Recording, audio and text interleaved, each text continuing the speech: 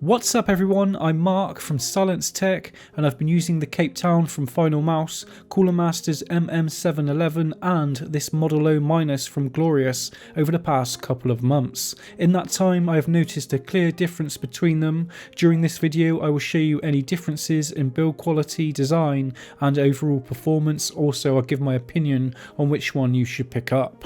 First up, Final Mouse. They've recently done another drop. The company takes on a similar business model to a high-end clothing brand. They release a limited number of mice on their website and they let everyone fight over them. The trouble is, when they only have one product for sale in limited quantities, people miss out, causing a lot of frustration. Their latest gaming mouse, the Ultralight 2 Cape Town, costs $120 and just taking an early look at the product, there's absolutely zero justification for the colossal asking price. Next, battling for a place on your desk is a mouse made by a company fairly new to the mice scene, the Glorious PC gaming race. Their first ever attempt, the Model O, has been a huge hit so far. Everyone was able to finally get their hands on an ultralight gaming mouse without first having to sell a kidney. I've used the Model O a lot. The overall shape is fantastic, but I've always felt it was slightly too large for me. Now Glorious have released a lighter, smaller edition,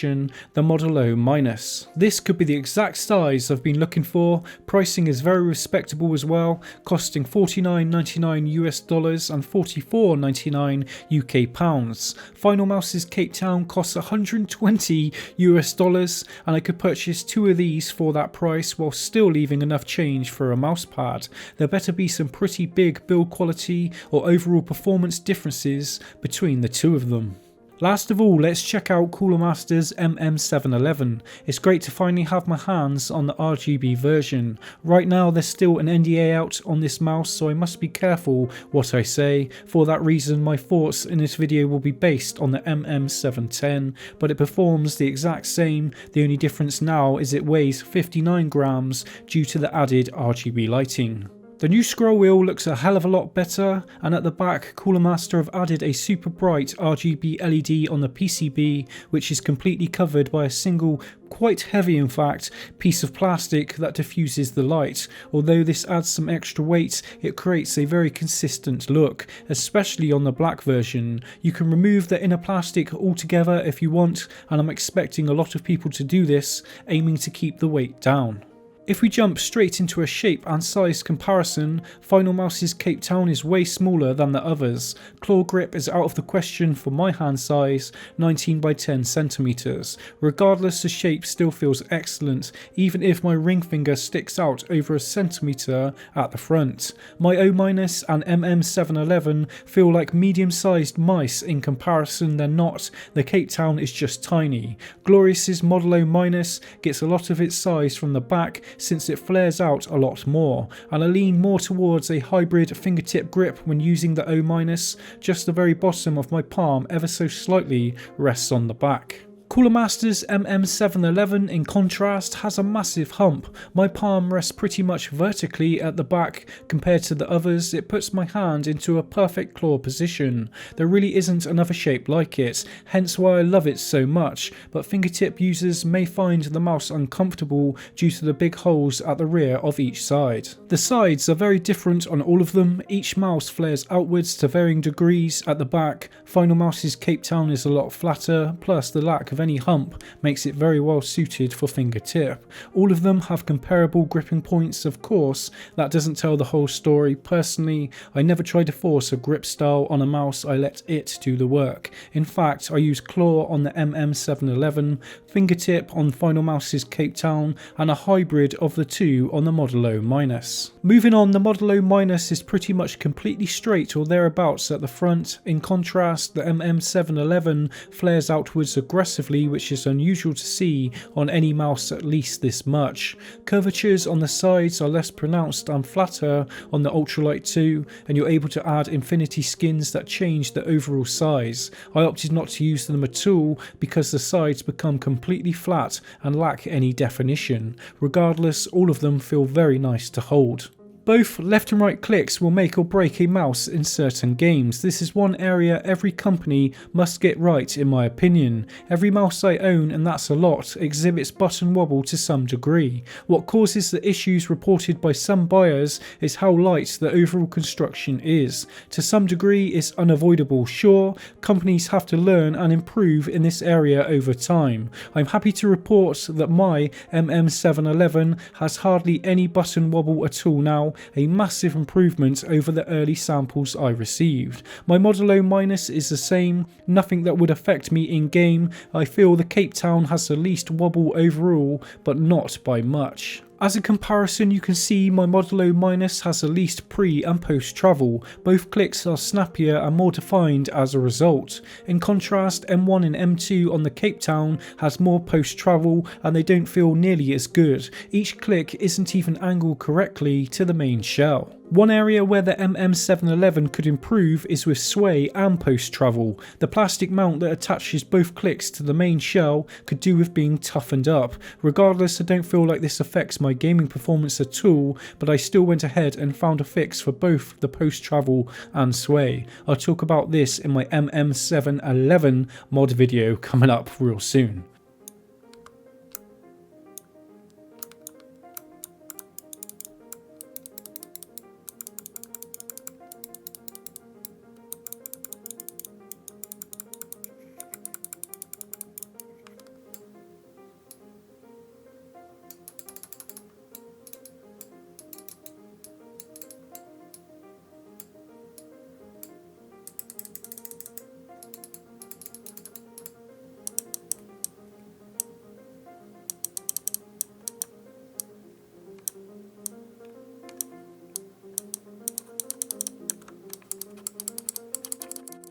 My favourite scroll wheel has to be on the MM711. It feels raw and has defined rough steps. My Modulo Minus has a smoother scroll with still defined steps. It's more in keeping with what most people would expect. The Cape Town is my least favourite of the bunch. There's literally no steps at all and it feels too light, and I can even hear a clicking noise that doesn't sound very nice.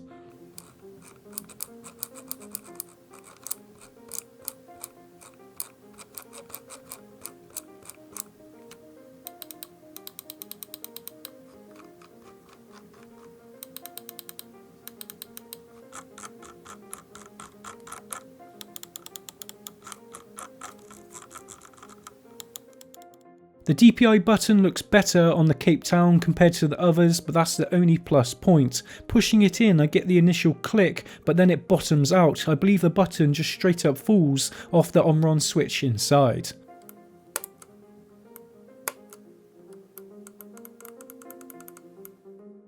Checking out underneath, the Modulo Minus and Ultralight 2 have completely flat surfaces to avoid any scratching issues. The MM711 has a pesky recessed sticker and I swear the sharp edges rub underneath my mousepad. All of them have 4 virgin grade 100% PTFE feet. My Cape Town makes a slight scratching sound that hasn't gone away over time.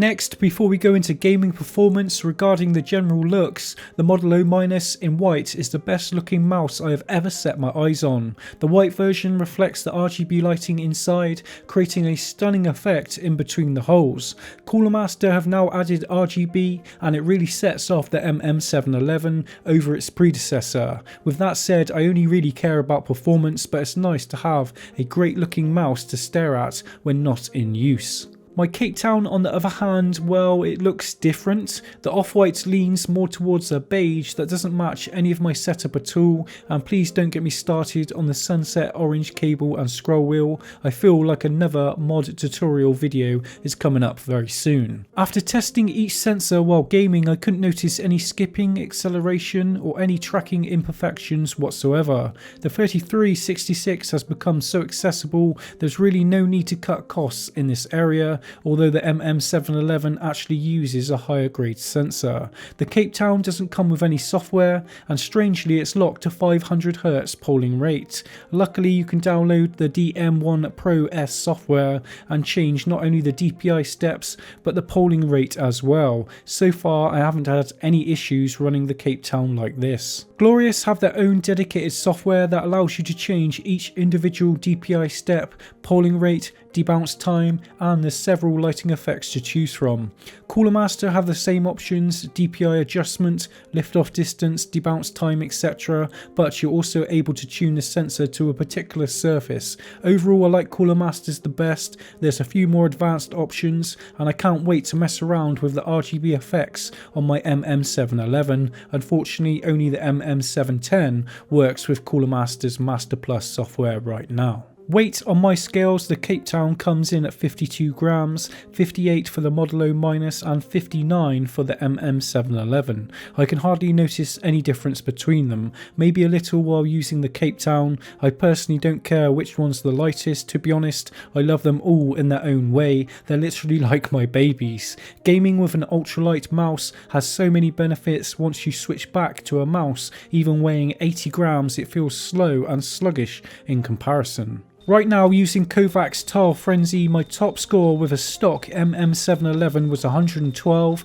my Cape Town 113 and the Model O minus 115, but currently my top score is with a modded MM710 which is 116 and 100% accuracy, and I only have 10 hours playtime in Kovac since I recently received it as a gift from a friend, so take these scores with a grain of salt. I'm nowhere near hitting my maximum potential yet. We'll see once I mod the Model O minus and Cape Town as well. Moving on to games, the trend continued. My performance was the best it has ever been using the Model O minus when comparing them all completely stock. I wouldn't consider my hands particularly large, but I struggled using the Cape Town. Don't get me wrong, the Cape Town is a great mouse, just suited for strictly fingertip users with smaller hands than mine. Now I've modded my MM710, it's currently my main, and we have a lot to talk about in the modding department. It literally changed this mouse. Stock, however, the feet and clicks do slightly let it down, and I can't wait to drop my modding tutorial. Rounding off this comparison with hours and hours of testing, I keep coming up with the same conclusion. I feel the Model O minus is the best all-rounder apart from the cable. Their 100% Teflon feet are the closest to hyperglides I've ever used on a stock mouse, and general build quality seems better, especially on the left and right clicks regarding post-travel. But once you go ahead and mod the MM710 or 11, you reveal an absolute beast that shines over any other mouse I've ever used before. This depends on your preferred grip style, of course. A part of me believes both of them aren't even in the same category. The MM711 shape is hands down the best for claw grippers, but it needs some tweaking to truly shine, and Glorious's Model O minus is one of the best for people that love to use a hybrid fingertip grip. There's no clear winner. Final Mouse can be praised for creating an excellent fingertip mouse due to its flat sides and super low back. I would only recommend it for people with a maximum hand length of 18 centimeters, and if you fit that criteria, it's the best mouse in the world. Then again, their infinity skins allow room to customize its shape, but there's no way anyone can justify the extremely high price tag of $120 US. It's a $50 mouse, end of story. Both the MM711 and Model O minus will be my mains from now on. Honestly, they perform great. I really hope you've enjoyed this comparison. My name's Mark from Silence Tech. Please remember to leave a like, and if you haven't already, to subscribe. I shall see you all very soon. Goodbye.